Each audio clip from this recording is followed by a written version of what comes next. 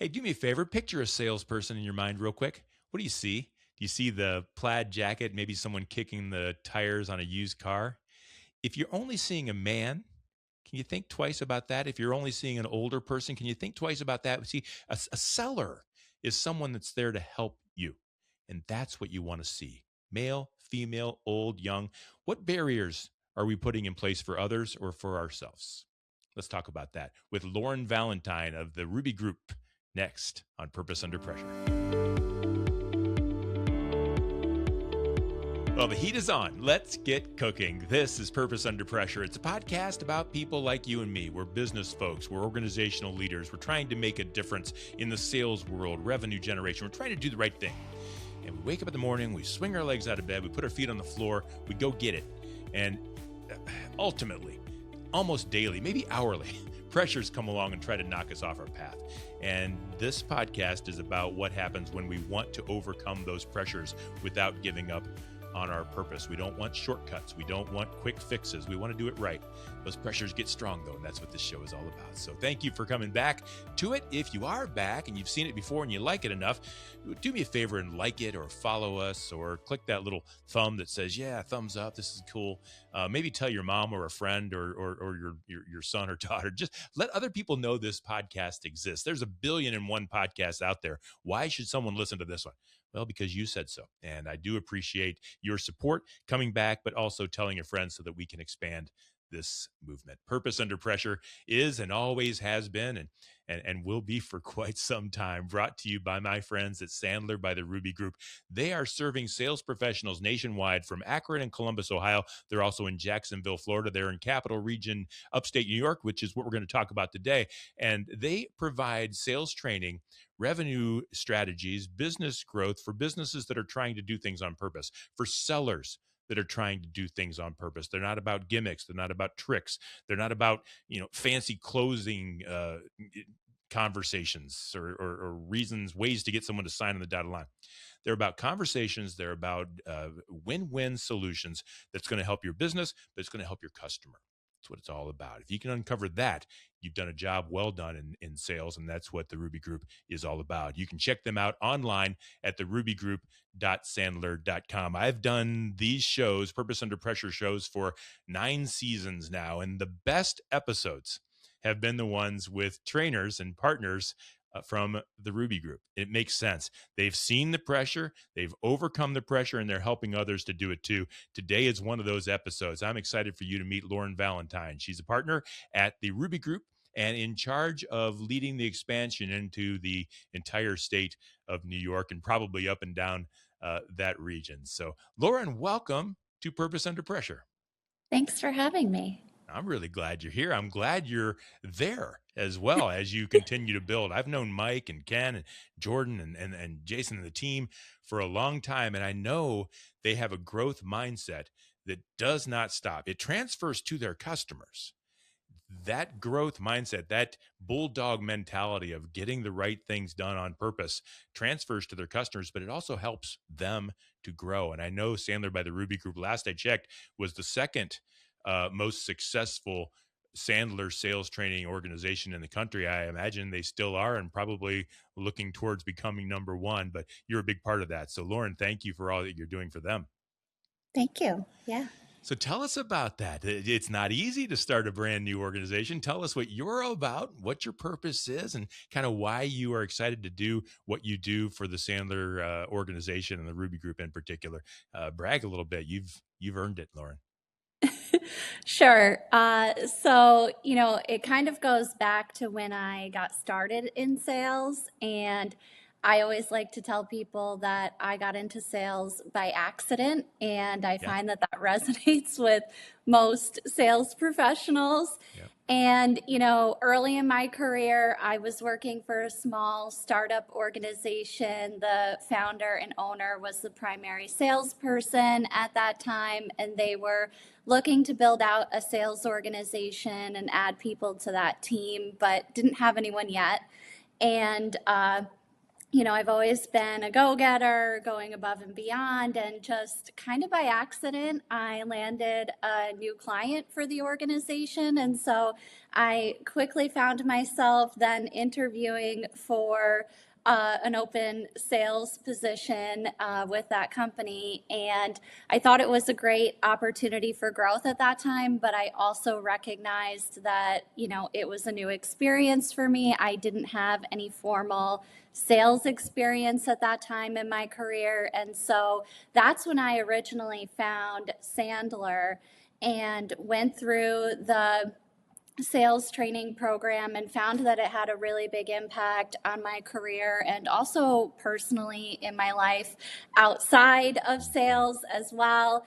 So, I quickly found myself just, like taking in everything that I was learning, applying it in meetings that I was having with prospects and clients, and having a lot of success. And that's actually what led to my first tenure at Sandler. I worked with a different franchise from 2015 to 2019 and really grew a lot during that time. Had the opportunity to work with business leaders and sales professionals who kind of shared that similar sentiment where they had gotten into sales by accident and kind of figured things out through trial and error, but didn't have any formal training. And so, working with people to help them put structure and process and, develop their skills around how they're selling professionally in a way that feels authentic to them really inspires me. And I had a lot of fun doing it. I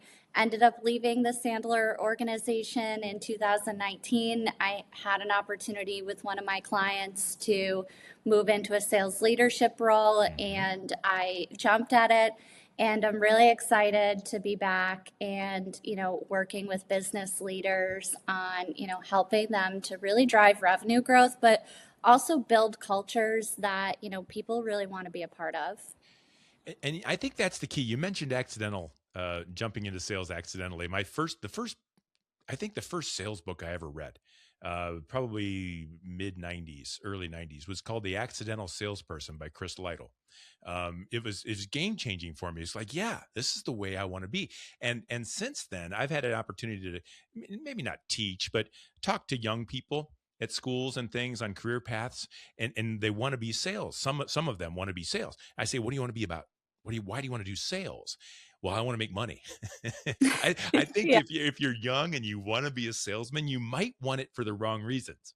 And I think when you are in the workforce and you accidentally fall into sales, it's because it really fits who you are, and it really makes a lot of sense, and it helps you, allows you to let that purpose shine through. So I'm glad that you brought that up. Tell me a little bit about the challenges of coming back to Sandler and to the Ruby Group and leading a franchise in a brand new location where people might not, here in Akron and Columbus, we all know Mike or Ken, right? It might be a little different for you out on your own, blazing a trail. Is that accurate? Yes and no. I mean, I gained a lot of experience in my original tenure with Sandler that I carry with me now. I feel more confident in the work that I'm doing now because I'm further along in my career. The first time that I worked at Sandler, I was in my late 20s and I experienced a lot of ageism and, different things related to that where I would walk in to meet with clients and they would make comments like, you're the sales trainer, or I have fillings in my teeth older than you. Like a And question, like, you're the sales trainer? Is that what you mean? Oh my gosh. yeah, That would put you at ease, wouldn't it?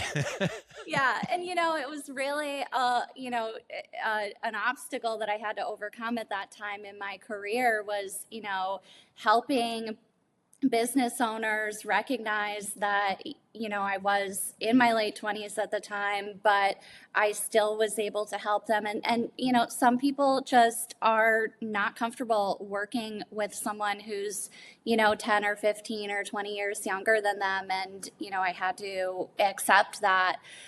now coming back to Sandler, I've had firsthand experience in sales Mm. leadership. I've led a national sales organization, and I'm a lot further along in my career, and so I have more real world experience that I didn't have the first time, that I was with Sandler, that I'm able to take and use that to help my clients.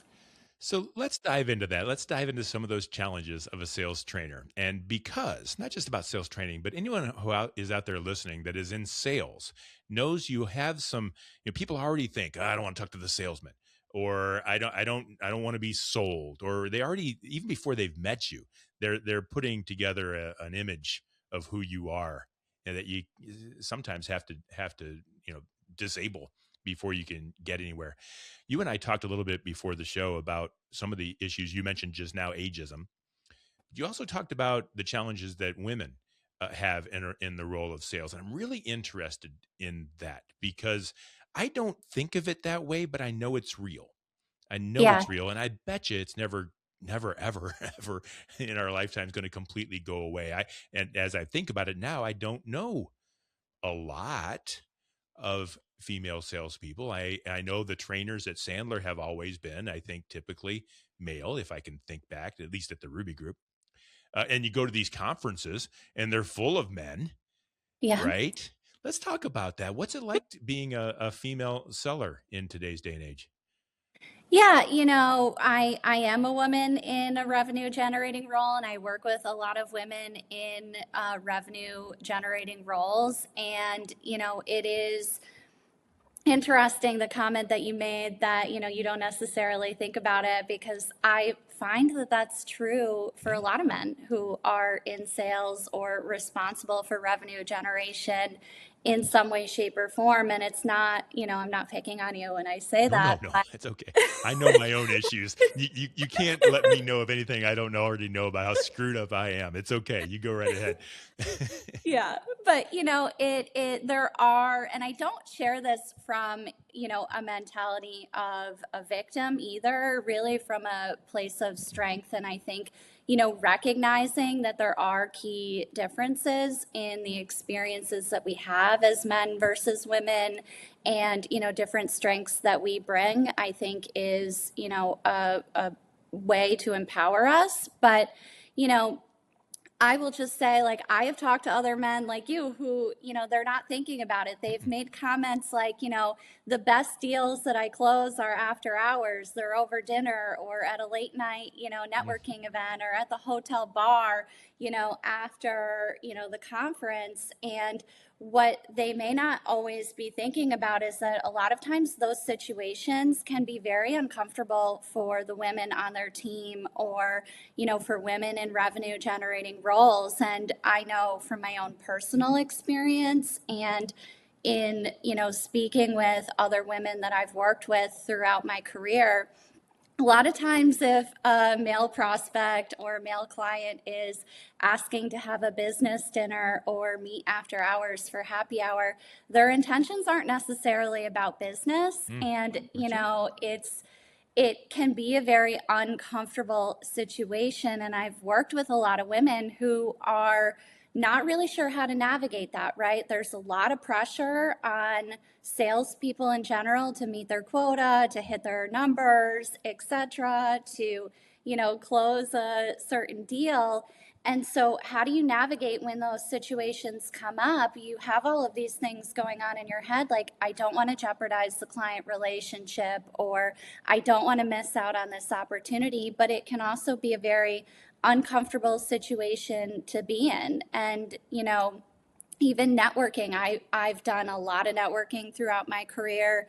And, I think sometimes that men don't necessarily realize that when women go to networking events, particularly, if you're single, you don't have, a wedding ring on your finger, Mhm. people at those networking events aren't always interested in talking with you about, professional related topics. And how do you navigate that and maintain, a level of professionalism, but also those personal boundaries and standards as well. Well, we talk about that all the time in networking. We're not there to close a sale. We're not there to talk about sales. We're there to build a relationship and all those kinds of things. And so it's a very real. Let's assume for this conversation that there aren't any wrong intentions. Let's assume for this conversation that the buyer it really does just want to have a drink after work to talk, and that's how he does sales. And he doesn't, he's happily married. Right? He doesn't have any ill will. And let's also assume that the seller wants to do things right. It's Hmm. still a very uncomfortable situation. And so, Yeah. and I hadn't thought about it that way. Um, Yeah. but what should a female seller do? Let's not try to fix the buyer. What Yeah. should a female seller do to set the right boundaries, the fair boundaries, to allow that sale to continue, to allow that relationship to develop without making anything maybe more uncomfortable than it is? I think if the buyer does have ill intentions, that's a whole separate issue. Yeah. But if everything's on the up and up, how can we Yeah. make sure it doesn't get out of bounds? I think we have a lot of tools and techniques at Sandler that really help with this. And, this is one of the areas that I'm really passionate about as a Sandler trainer and working with my clients is, bringing this perspective to help women who may be navigating some of these situations and offering that perspective. But one of the things that I think about is people are not meeting with their IT service provider over happy hour. People are not meeting necessarily to do their business accounting over happy hour. If something is truly important to the business, that buyer will find time to meet during business hours, right? In a professional setting. And so if you're calling on a prospect or you're calling on a client and they will only meet with you late at night, that is a red flag when you're thinking about qualifying that opportunity as to how serious they actually are. Because if they're willing and able to make time to meet with you during regular business hours, they're probably serious about working with you. And if they're not, it could be, that they have other intentions. I personally have always just said that I don't do happy hour meetings. I don't do late night dinners. I will do Still them doing. with people that I have an established relationship with. I do them with my friends outside of work. Mhm. But, when it comes to selling, I'm not meeting with someone over happy hour or a late night, meeting as an initial meeting or, qualifying that opportunity. And if they can't find time to meet with me during the day, they probably never had any intentions of working with me anyway. Let's so that I think that's excellent. Set up the hard line and be true to yourself and what you believe in. And if it's going to become a relationship worth having, that'll take care of itself. And that's obvious. I want to ask a sticky question though. Okay. And I do not mean any offense. This is just the way maybe that it also is. This is the other Yeah. side of it. Yeah. So I've been in situations as a sales manager before where my female salespeople Yeah. act differently, dress differently based on the customer they're going to see. And Hmm. I would quickly blame the customer as much for setting that expectation as I would the female seller for living up to it. But the female seller, this is how you mentioned in the air, we've got pressure, we've got quotas, we want to develop the relationship. It is acting differently in front of the male buyer than she would in front of a female buyer. How does a manager manage a team of male and female sellers Hmm. without crossing a line, but also to ensure that his people or her people are behaving properly and with the right amount of ethics and with the right amount of self-respect? Am I Yeah. asking this correctly? Looking at the typical salesperson, everything they do day in and day out, if we simplify all of that and really boil it down, they have two superpowers. First superpower that salespeople have is how they behave. Second superpower they have is what they say. As a seller, we only have two problems. We either said something or did something that we should not have said or done, or we didn't say something or do something that we should have said or done.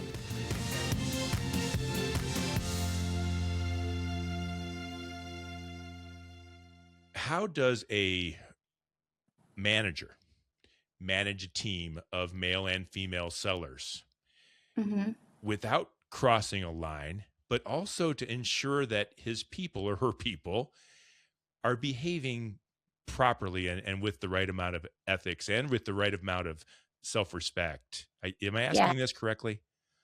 I think so. I mean, when I think about ethics, really, that is not like a gender specific issue. True. That works both Um, ways. Yep. yeah, Yep.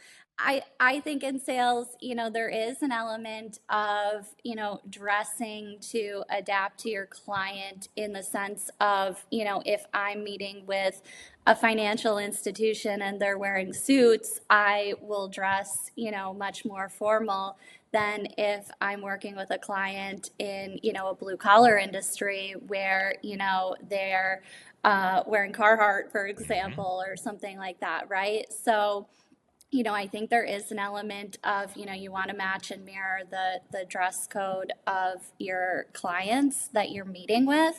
But when I think about, professionalism and dress code issues, that really is, it's an HR issue of like, what are the standards in that organization of, the dress code and, how people are looking to act. And, I've worked with a lot of women in my career, and I think what you're describing, not that it doesn't happen, but most of the women that I have worked with are not necessarily like, acting in a flirtier way or something Right. like that to try to win business. I've worked with a lot more women who feel like, they've been put in uncomfortable situations by something a prospect or a client has, said to them during a meeting or during an informal conversation. And, sometimes I think salespeople who have not had a lot of formal training, men and women, really feel like, their likability is the thing that closes sales. And, having that formal training and developing hard skills like how to ask questions that really qualify or disqualify an opportunity and, meet with the right people and keep control of the sales process and all of those things that we work on All with those our Sandler clients. things. Yeah. Certainly relationships are important and, people do buy from people that they like, know, and trust. But, there are other hard skills that come into selling beyond just being likable. Yeah, that's So, for sure. that is often an indicator that someone maybe needs a little bit of some training, probably. Yeah, and maybe even on both sides. But I've made decisions where I've changed relationships. I've put a different person into the spec, or just ended the relationship altogether, because Yeah. what's right is what's right always. It's never what's Yeah. right this time or what's right next time. It's always what's right. And if you ever find your people in a uncomfortable position, you need to fix that and help them to fix that. We talked a little bit about ageism. We talked now about the challenges that women have in the sales place, and I want to kind of combine that a little bit. I know that Sandler talks a lot about what's the equal stature, Yeah. right? Regardless of how much money the person across the table makes, or what their position is, or how old they are or young they are, or what sex they might be. What are some of the tools that Sandler and the Ruby Group help sellers feel comfortable with so that they can be welcomed at the table? Male, female, old, young, rich, poor, we're all in this together. Yeah. I think about a lesson that I got very early in my career from a mentor of mine. And she was a Sandler trainer. And I had told her I'm meeting with people, they're accepting a meeting with me, and I'm walking into the room and I know that they don't think that I'm credible and, they don't believe that I can help them.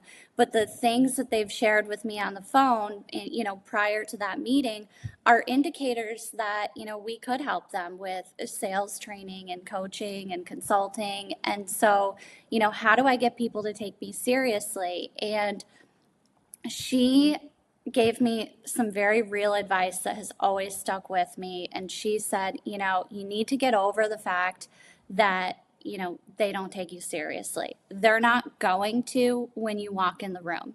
And I think that that is true, sometimes for women who are in male dominated industries or young professionals who are selling to people who are much older than them, or, anyone who feels like maybe they don't quite like fit in that situation. And so you got to just like get over it and accept the fact that people are not necessarily going to respect you when you walk into the room.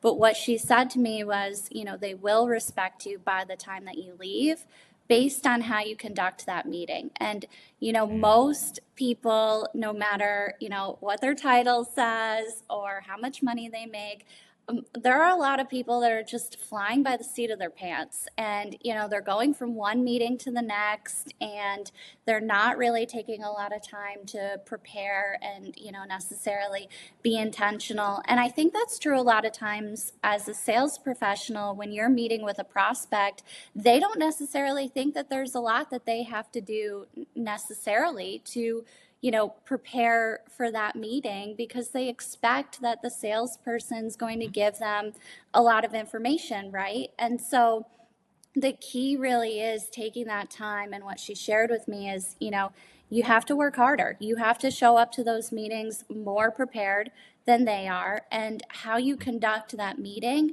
is how you will earn that respect and equal stature. And, that really goes back to the training that I had through Sandler, right? Things like, do I have a really rock solid upfront contract for this meeting? Have I prepared the questions that I need to ask of this prospect to figure out if, like what their real issue is, and if it's something that we're qualified to help them with, and like B, how important is it to them, and all of those questions that you need to ask to really qualify an opportunity and get people to think. But also, like, how are you dealing with objections that get thrown your way, and stalls that come up, or different things like that. And so I have always found that creating equal stature for me personally just really comes with my preparation for the meetings that I'm having, and knowing that, I'm not expecting someone to believe that I can help them when I walk into the room. And frankly, I might not even be the right fit to help them, and that's okay. But, how I conduct that meeting is how we're going to figure it out, and how I'm going to earn that respect by the time they leave. I think that's key. I love sales because it's a problem to solve. It's an opportunity to make something happen that you can get in your own way if you're not doing it right. And I think what you're describing, maybe I can put it in different terms. If I already don't trust you because of my attitude towards age or female or whatever it might be, if I already don't think you can help me, and you start telling, excuse me, and you start telling me how you can help me, that's just an obvious roadblock. We're not going to get over that. I already No. don't think you can. You're telling me you can. I don't believe you in the first place. We're dead in the water. But if Yeah. you start asking me questions, if you start really digging in and finding out, and when you mentioned the upfront contract, it's one of my favorite tools, because when the buyer feels like he has all the cards, he also realizes he doesn't, and he loves it, or she loves it, when you say, look, here's the way we're going to do this meeting. Here's what we should expect. Here's what I'm going to do. Here's maybe what you're going to do. And here's how it's going to end. And Yeah. I've seen them so many times, and I don't want to back away too much from the microphone, but they just sit back. It just feels so good to let someone else be in control. And when they do that, it means they trust you. You've overcome that hurdle in the middle. I don't mean to tell you Yeah. your job, but that's the way I see it. Yeah, I think too, like being disarmingly honest and being authentically yourself, right? Like, over the years, like I have just really come to terms with the fact that like I'm not a fit for everyone, and that's okay. And, I don't need to work with everyone. I want to work with the right clients who are as committed to their growth as I am, and who see value in that trusted partnership. And I think when you give people permission in that upfront contract of hey, we're here today to figure out if there's a good fit for us to even work together, and there might not be, and if I feel that way, I'm going to let you know, and if you feel that way at any point, it's okay to tell me that. I think that disarming honesty really like sets people at ease, but it also comes out in other ways too. Like I'm not changing my personality of who I am when I meet with a prospect, and I'm not trying to be someone that I'm not. And if I'm in a meeting where I feel like they're giving me a lot of stalls or objections, like I will call that out. I had like 10 years ago, I had a prospect who said to me, I have fillings in my teeth older than you. And I stood up and I said to him, I appreciate you sharing that with me. Yeah, nice to know. Thank you. I'd rather not see And them, but okay, go yeah. ahead. Yeah. And I said, it's very clear based on what you've shared with me so far that, the challenges that you're looking to address in your business are areas that we are qualified to help you with. But it's also very clear to me based on the questions that you're asking me and, the tone of this meeting that I'm not someone that you want to work with. And so I'm not going to sit here for another 45 minutes and pretend like we're both not feeling this. I'm just going to respectfully see myself out and like take that pressure off of both of us. And I hope you find another solution. And I think they were so shocked that I Spin it did around. that. Yep. Like I got in my car and I drove away. Oh, you did? They called me 5 minutes later, apologized, brought me back in, and ended up becoming a great client Oh that my I worked gosh. with. Love that. I was expecting to say that he was just, oh no, I didn't mean it. They actually let you leave. He was Yeah, it testing was, you. He was but testing you. I think, we have those moments like you're talking about pressure, right? Like you have to stay true to Yes, yourself. you do. And, it boils down to Good for you. like, if someone's putting you in a situation where you feel uncomfortable or you feel like this prospect just really doesn't want to work with you, like call it out and say it. Like be real with them. If you're asking your prospects and clients to be real with you, then you need to be real with them too. Yeah, that's absolutely right. And it takes a lot of courage. It takes a lot of strength, but that's what purpose is. And I love that you brought it back to that because that's what we're talking about. I'm trying to do this thing and I'm going to do it this way.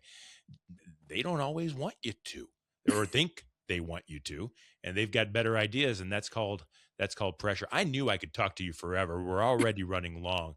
It's Oh my fascinating to goodness. me how people handle sales and things of that sort. I'd like to uh, I'd like for you to, I'm not looking for a 60-second sales commercial, but I'm wondering if someone's listening that is wondering to themselves, geez, this sounds interesting. I never even thought about getting up and walking out of a sale. This sound, Lauren's speaking about things that are resonating with me. What type of a person and what kind of things is that person going through right now that they might say right now, this is a red flag. I ought to call someone, maybe even Lauren. What kind of person can you really help and what are they going through right now? Yeah, I think a lot of what we've talked about really does come back to equal stature. And another thing that I think about with equal stature as a sales professional is, it's really having that ownership mentality of, doing what's right for both the client and the organization. And, having the courage to, say things or walk away from opportunities that are not the right fit so you can focus on more of the opportunities that are the right fit. Mhm. And so, a lot of the clients that we work with are business owners, they're sales leaders, they're, in some sort of, leadership role where they are responsible for revenue generation in their organization.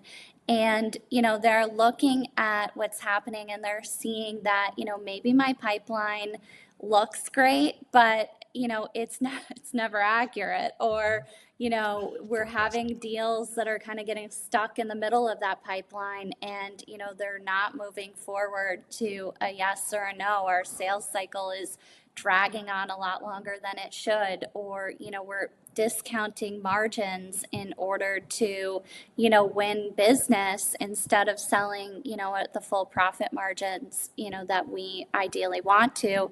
And, they're looking within their teams and they probably have really great people on their teams, but that is an opportunity where we can come in and help them, from a structure and process standpoint, look at how they're getting in front of new opportunities, how they're retaining and expanding the existing clients or accounts that they have, how they're, moving opportunities through that, sales process to create stronger forecasting and more accuracy, but also helping to develop the skills and the confidence within their people. Because you can learn a new skill, but if you don't have the confidence to execute it, then it's not going to happen. Or, a person will try it and it doesn't sound authentic to them, right? So it all comes together with, not just the structure and process and skills, but also really helping to develop the culture and the confidence within that sales organization, or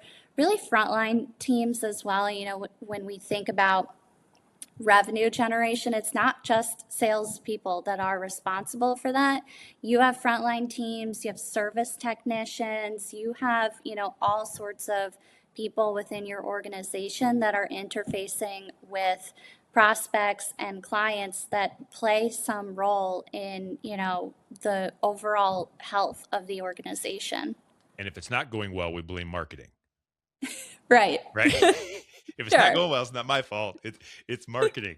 Yeah, I know that's not true, but that's the way some people think of it. So, folks, if you're listening to this show and you're watching this show, you can see why I'm so proud that Sandler by the Ruby Group is my partner with this. They really believe it. They really understand it. It's down deep in their core. Otherwise, they wouldn't be in the position that they're in. And Lauren has shown that that's exactly the case for her. If someone wanted to reach out, Lauren, and I hope that they will, if they wanted to find you to see, if what you're talking about here and how you can help them, how would they do that? A few different ways. Email is always great. It's lauren.valentine@sandler.com. I'm also pretty active on LinkedIn. That's another great way to get a hold of me as well. Excellent. And I hope people will. And folks, if you're listening to Lauren, you're like, wow, she really gets it. I will tell you this. There's an episode every season from a Sandler trainer, all the way back through the 8 previous seasons to now. There's Ken Guest, and there's Mike Jones, and there's Jason Reynolds, and there's Matt Rocco, and there's just so many different points of view that you're going to see. If you even watch a few of them, you're going to see these people are all cut from the same cloth. They're ethical, they're honest, they're driven, they're passionate. And they want the very best for other people, and that's the definition of purpose, and I love it. So, Lauren, good luck blazing the trail in Capital Region, New York. Thank you. I feel like we could have talked forever. So thanks for having me. We certainly could have, and I knew that was going to be the case. And we'll talk again, and we'll see how you're doing out there, and what's changing in the world. We're not going anywhere, and I know you aren't either. So stay on purpose and keep battling that pressure. Thank you for helping other people do the same. Absolutely. Thank you. Folks, that's Lauren Valentine. She's a partner at the Ruby Group, Sandler, right here in Ashland, in Akron, and in Columbus, and in Jacksonville, Florida. And she is leading the charge in Capital Region, New York. I hope you'll reach out to one of those locations and see. I tell you this right now. I'll give another blurb. If you just call and talk to one of the trainers, Lauren or Mike or any of the ones that I talked about, if you just talk to them quickly, it'll be the best phone call you've made all day. You're going to learn something. You may not be a fit. You may not want to spend any money with them. I don't know.